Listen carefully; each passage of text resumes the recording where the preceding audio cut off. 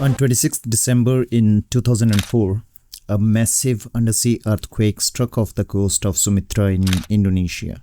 And over the next 7 hours, a tsunami swept across the Indian Ocean, devastating coastlines as far as East Africa. From Indonesia to Sri Lanka, homes were vanished in minutes. There were over 230,000 lives lost, but among all this, India moved. The death toll in India stood at over 10,000 with thousands missing, but India didn't freeze. And within hours, Indian Navy set sail, Indian Air Force flew out, Indian Army troops were mobilized to Sri Lanka, to Maldives, to Indonesia. India went not for oil, not for alliances, not for favor. India moved for humanity.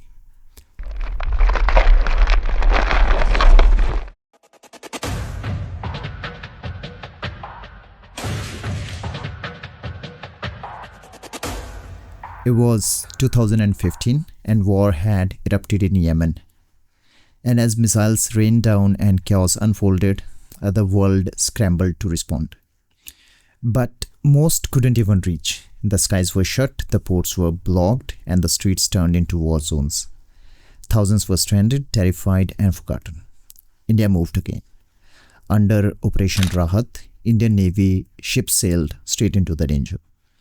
And our Air Force flew with precision. Our Air India pilots braved hostile skies. 4,600 Indians were brought home to safety. But India didn't stop there. Nearly 1,000 citizens from 41 other countries found that hope in our flag. From the United States, from France, from Somalia, from Nepal, from Bangladesh, and even from Pakistan. No passport was too foreign, no flag was too unfamiliar. India didn't ask for repayment. We didn't demand favors. We didn't strike deals. We risked lives to save lives. And that's not policy, that's our principle.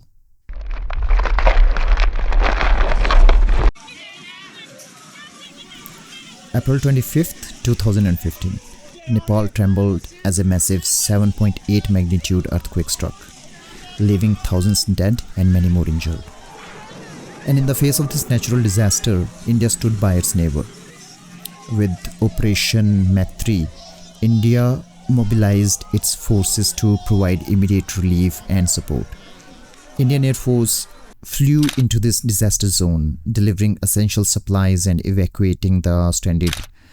Medical teams worked tirelessly, treating the injured, saving lives in this rubble.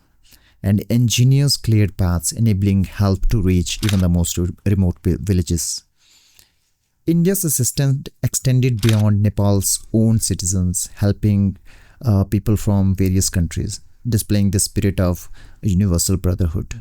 This was not an act of diplomacy, it was plain humanity.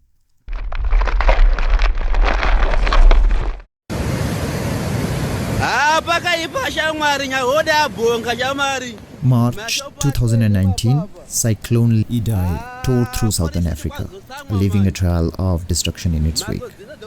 Mozambique was hit the hardest, and Beira was destroyed and lives were shattered. And in the face of this disaster, India once again moved quickly. And with Operation Sahayata, Indian relief teams were deployed within hours. Indian Air Force aircraft carried supplies to the most inaccessible areas. Field hospitals were set up to offer medical help to those in desperate need. India didn't stop at Mozambique's borders. Help was sent to neighboring Zimbabwe and Malawi, showing a shared commitment to recovery. India's help was swift, but it was also selfless. It wasn't about politics or profit. It was about the simple principle of helping those in need. From the very outset, the Republic of India was a reliable partner and friend whose assistance was critical to our pandemic response. Despite its own challenges and responsibilities, as just elucidated by our colleague Hugh, enabled by its advanced pharmaceutical capacity, India embraced a holistic and outward-looking vaccine diplomacy strategy.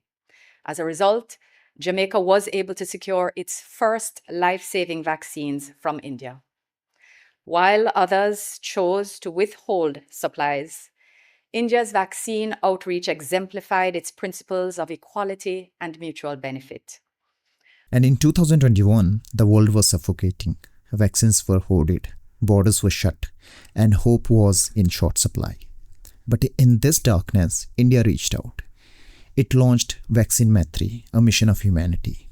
While battling its own COVID wave, India still sent millions of vaccines to various countries across continents, to Bhutan, to Maldives, to South Africa, to Brazil, to Caribbean islands, to so many African nations, and to 67 countries completely free, and nearly 100 more through the COVAX program and commercial partnerships, and that too at a lower price than most, so that vaccines could reach everyone and not just the privileged. Fair chance that even in Turkey, Pakistan and Azerbaijan, lives were saved by vaccines that were made on Indian soil. But we asked for nothing in return, no repayment, no favors. This wasn't strategy. The situation today is tense. India is engaged in a struggle that has roots in years of conflict, particularly with Pakistan. Pakistan, that nation that has been associated with terrorism for decades. Pakistan's military and intelligence agencies have long been accused of harboring and supporting terrorist organizations, despite their claims of no involvement. The evidence tells a different story, of connections including with groups like Jaish-e-Mohammed, Lashkar-e-Taiba. This is the same Pakistan that for years has been in a state of economic distress, a country so deeply in debt that it owes billions to the international community, and yet it lacks a clear path to recovery. Their economic troubles have led to this widespread inflation, pushing their nation further behind in terms of growth and stability. And Pakistan is the same country that once sheltered the world's most notorious terrorist, Osama bin Laden, and continues to deny its military's role in training and harboring terrorists. The very same military that holds the power to overthrow governments, making it one of the few countries where the military dictates policy over civilian leadership.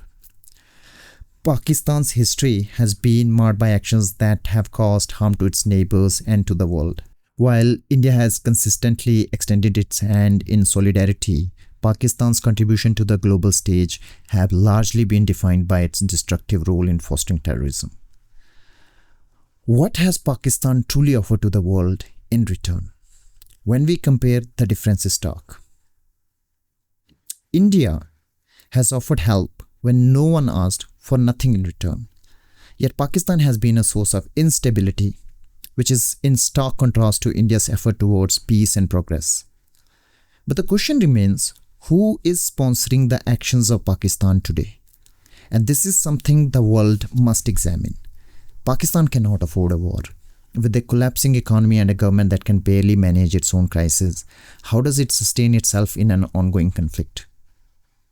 The truth is, the civilians on both sides of the borders are just as innocent. It is also important to understand that while Pakistan faces its own challenges, the global fight against terrorism is what truly matters now. It's time for the world to unite and address this epicenter of terrorism. It's time to scan this entire nation, eliminate their training camps, and detain those that were involved in orchestrating violence globally.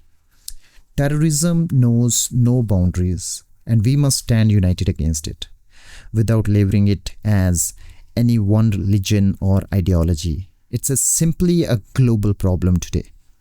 And as the world condemns terrorism today, we must also move forward with a renewed resolve. India has always been there to help, to extend a hand, to show solidarity.